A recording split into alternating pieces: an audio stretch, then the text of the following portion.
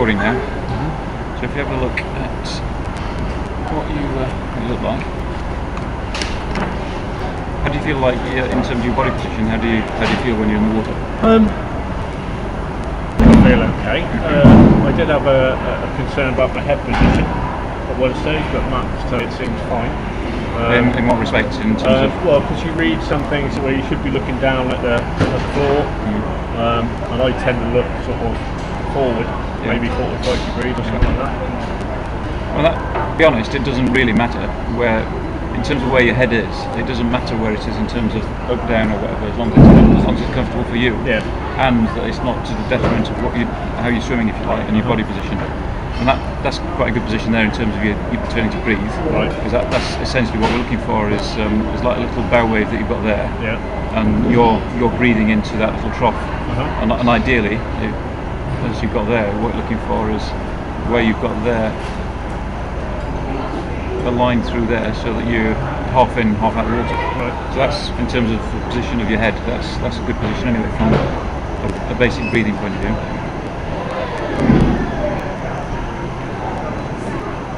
So this is obviously the shot that, the shot we just looked at is something that I wouldn't see that perspective necessarily. This is one that you definitely don't see anything of at all. It's a bit showing by lights because it kind of blasts behind it and then it gets dark. The reason I asked you about your position is, if we just stop there, if you look, if that lane rope there is slightly distorted because of the camera lens and things, but that lane rope is obviously on top of the water, so the water level is, if we take it about there, the water level is kind of across there, if you like. And if you look at your body position, it's sloping down the back end. That's why I mean, most people don't know. Some people can sense it, but most people don't know what they're doing and how it feels. They think they're doing something, and when they see something like this, they see it's quite wrong. But if you look at that, I mean, your body position is quite high at the front, and obviously as a consequence, your back end is dropping down. Right. And ideally, what you need to try and do is get yourself nice and parallel. I mean, how do you achieve that? I don't consider I'm a great kicker. You don't need to be. You don't need to be. And how you achieve it, and that's why I asked you to do that extra length, because I think there is a good reason why you're doing it, or what's not helping you to keep your body aligned, if you like. Right. But I thought I'd just show you that first, just to show you what it looks like. I think, as I say, we'll see in a minute when we do the head-on shot and that last length, what I think it might be that's causing that. So your legs there, you can see throughout the kick, your feet aren't actually touching the surface at all. If you look at the top now,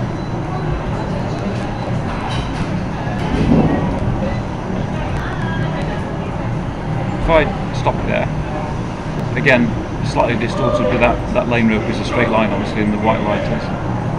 Your body position in that respect is quite good, because what you're looking for is a nice straight body position.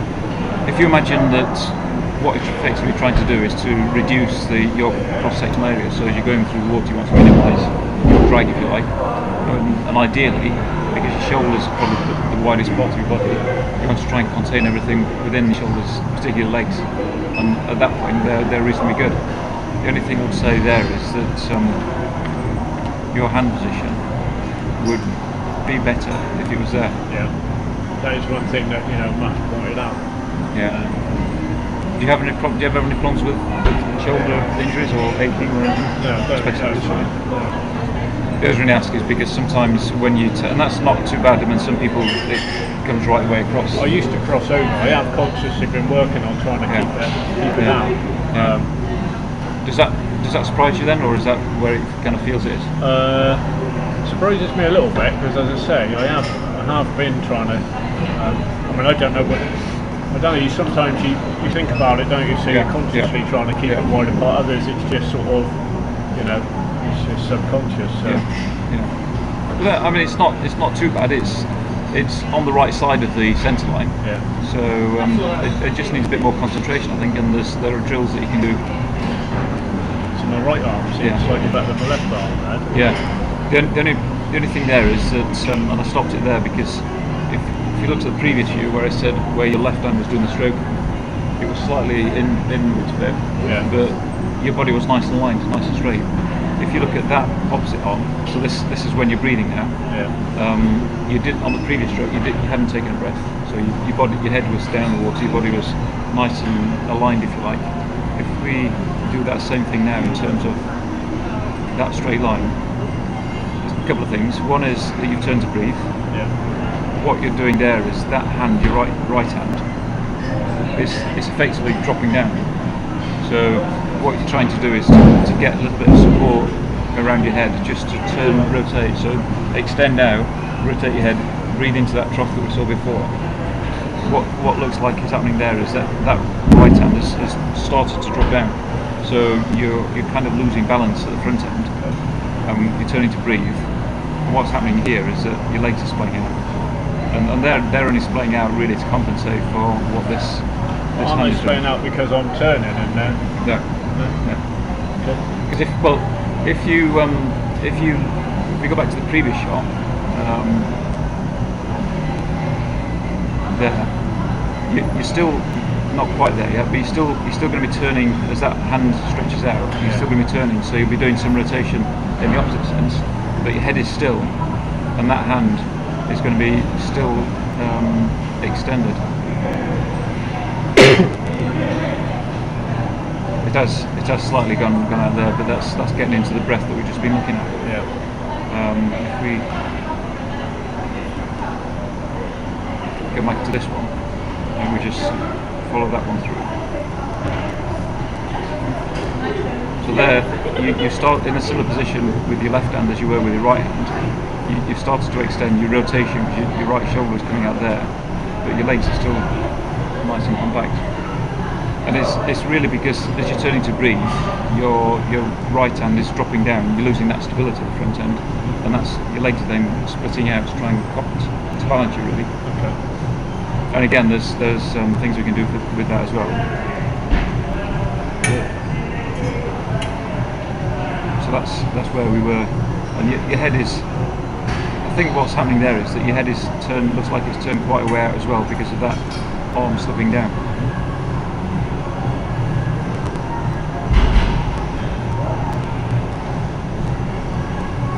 But in general, that's not bad because you are kind of quite tubular, as it were. When we see the head-on underwater shot, that side is particularly bad for the lights for doing this. That's quite a reasonable hand position. But you're conscious of what you're doing? Yeah, I am a little bit more there now. I used to, because you used to read books or whatever, you used to do the real S shape through the water. You know, Matt sort of said, well, no, go from there and push straight back, which is what I tend to try and think about. Have you, and that's a good shot really, because your left hand is out there extended. That hand is in a good position in terms of catch. We heard of vertical forearm and things like that. That's essentially where you are now. You're kind of in that position. But that hand's quite low there. You're saying about being on top of the water. I guess that hand has dropped already, hasn't it? It doesn't. It's still, although it's below the water surface. I don't know. It's probably about 4 inches. Underneath, say 6 inches underneath water. It's still out straight, as opposed to being down there. So that's. I mean, and that's. You haven't actually turned to take a breath in that one either. Have you heard of Swim Smooth? Oh, sorry. Swim Smooth. If you have a look on swimsmooth.com, you can download a version of this, and this is good in terms of looking at the stroke, and you can go through the stroke sequence. If we look at where you were,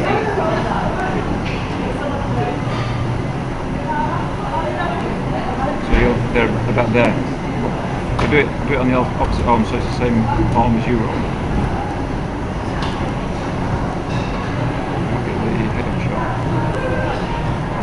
So that's roughly where you are. My arm's coming across. Is that too far over? And should that be a little bit more vertical? And that's why I brought that up to show you, because what that vertical forearm, it's vertical in that respect, because it's vertical there, but it's also trying not to go. It's not too bad in terms of that sense line, as it were, but ideally it would be better in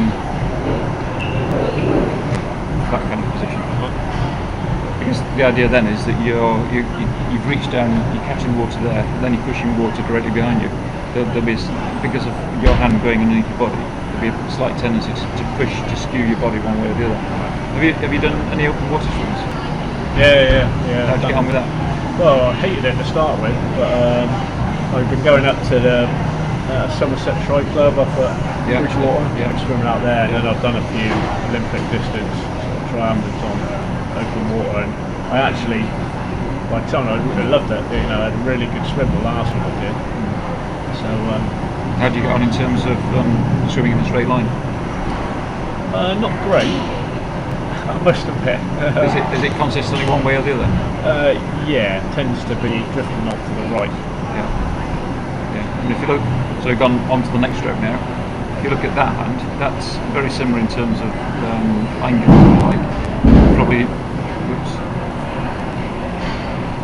not quite so far in as the right hand, but a similar angle. And it's surprising how much a subtle difference in terms of angle of misalignment, if you like, will throw you over one direction. So it may be just simply because of that, and the fact that you sort of, what you're trying to aim for is, as your hands go into the water, going at shoulder width, and then push through, and that effectively then drags you through in a straight line. Any slight offset, as it were, with that, it's going to tendency over 100 metres, 200 metres, it will drive you one way or the other. How often do you side? Sort of every 6 strokes, something like that. Yeah. If you do find that you've got a tendency to go off course, no matter how much it is, you're probably better off sighting every 3 or 4 strokes. And then if it's in rougher water as well, then probably more so. Going back to what I said earlier, if about the your leg position, if we just come through. So now, if you look at where you are, you're just taking a breath. So that's the start of a breathing cycle.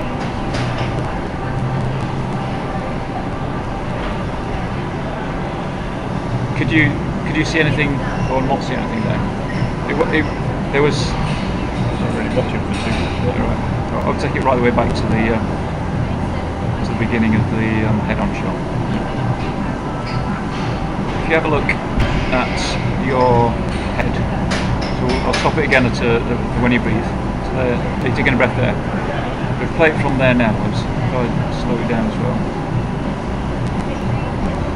So you turn to take a breath, taking a stroke there,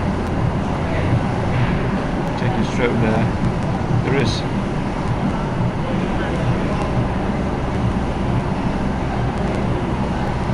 is a kind of a blank after the first stroke, but then you looks like you're turning to hold it, and then you start to blow out again just as you're turning to breathe in. By the way you're nodding your head, you're kind of aware of that? Yeah, I think so. I think I do. You know, I do, because I get to points where I need to breathe sort of every couple of strokes, and I feel it's because I'm not getting the air out. You know, and that's exactly it. Yeah. Because what's happening is that if you imagine that your lungs are that big, what you're doing, you take a breath in, so you fill that lung up. You on the first arm stroke, you kind of let out a little bit of air, so you come down a bit, and then you hold it, and then you know that you're ready to take a breath, and then you try and blow it out before you take it back in. And so what you're probably doing is, with a lung full of that, you're actually just doing that. And cumulatively, the more you swim, you'll get tighter and tighter, and that feeling will be even worse. But the knock-on effect of that is, if you think about your the front of your body, so if you go back down here somewhere,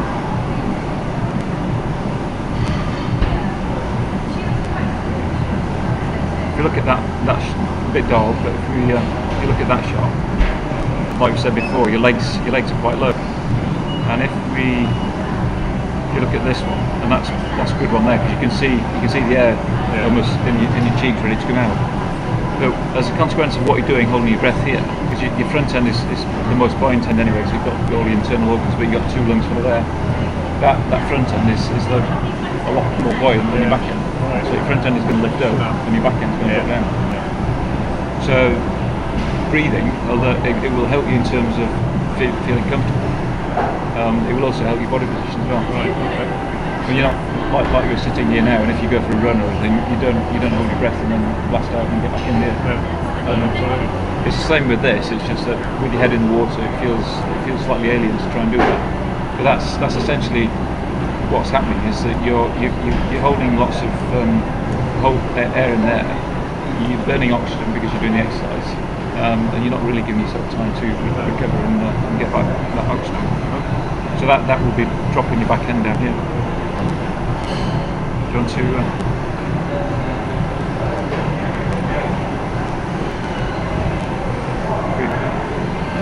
And that's really why I asked you to do that last link, to try and have a look at that, because I think if you try to let out more air continuously, that would just naturally bring your leg position up. Right. And it would help that. You can actually see there you've got quite good ankle flexibility. I don't know if you're aware of that. You can see that, and that's quite a good position there. Right. Because some people, they can't, and they're swimming like that, and they're holding the brakes all the time. But that's ankle flexibility is quite good. I do find I get cramped quite a bit, sort of having it like that. Do you try and force it into that position, or do you? No, not generally. No, but you tend to swim quite a lot with a foot extended like that, don't you? Because as soon as you start to push off from the wall, that's when you get cramp in your calf. Yeah, right in the calf. The other thing I would say is, in looking at these positions here, have you heard of dropped elbows, things like that? No. If you look at that position there, you're from your shoulder, you've got essentially what's called a dropped elbow, because your arm position is kind of there, if you like.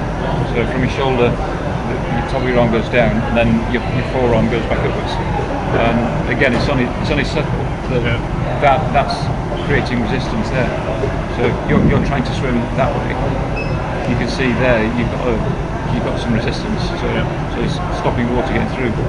And it's the same on the left arm as well.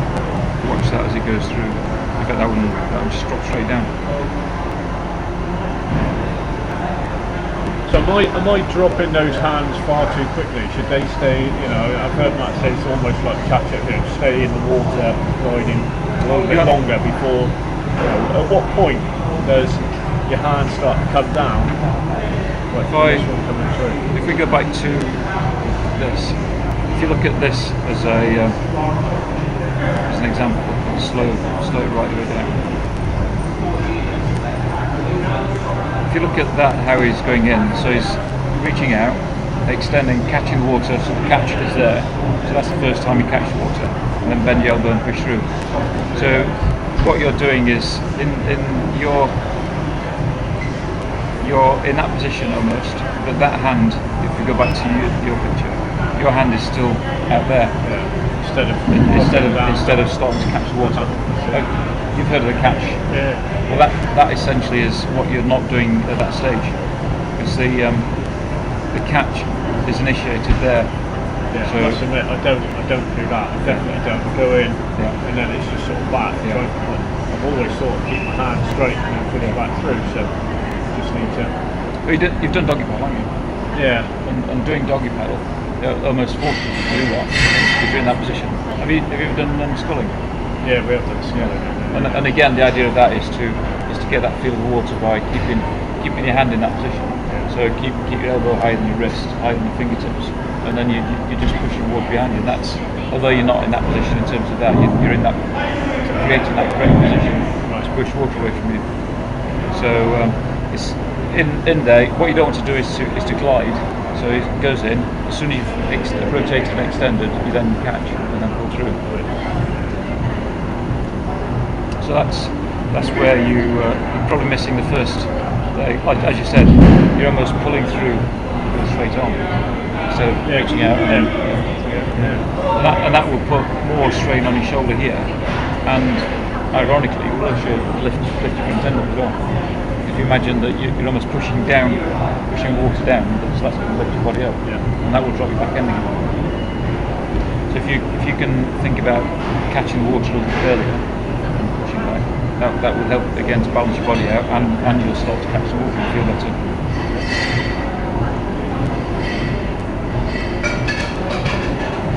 So that's just a straight arm going through.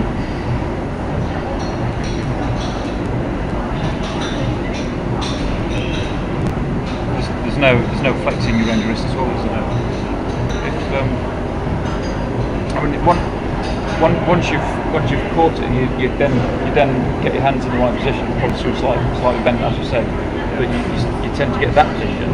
It's just that you're straight until you get that. So if you could start to catch earlier, it'll set the whole stroke then to naturally push it away. I think if you try and I've gone there and download this. You can download it. It's not as don't get as many views to this, but you can download a version of this, and you can stop and start and look at various bits and pieces. But you can slow it down and just kind of work on it and visualize it all. And this, I know it's an animation, but it's actually been modelled on an Australian Olympic swimmer anyway. So it's if I looking through. That's Bill Kirby. He was in the Sydney Olympics on the 100 metres, last leg of the 100 metres, when he won the gold medal. But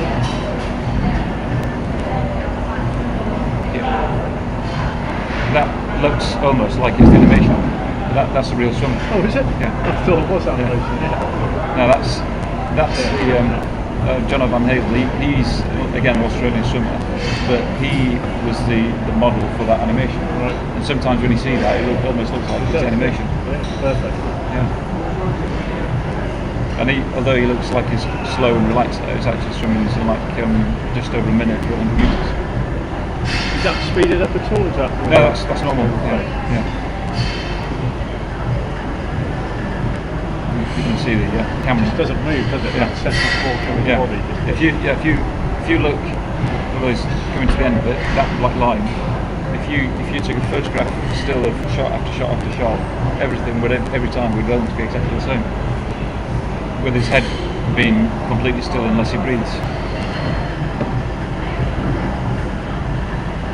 So yeah, so that that animation, although it looks like it's made up, as it were, it was actually on a real swimmer.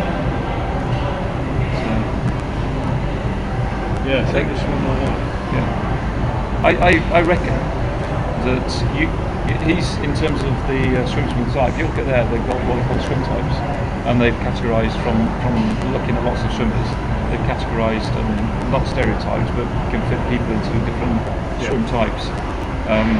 The two ultimates, if you like, is the Mr. Smooth, which is that animation, and the swimmer just looked at, and another style which is more it's more common in open water swimmers and triathletes, but that's what they call a swinger.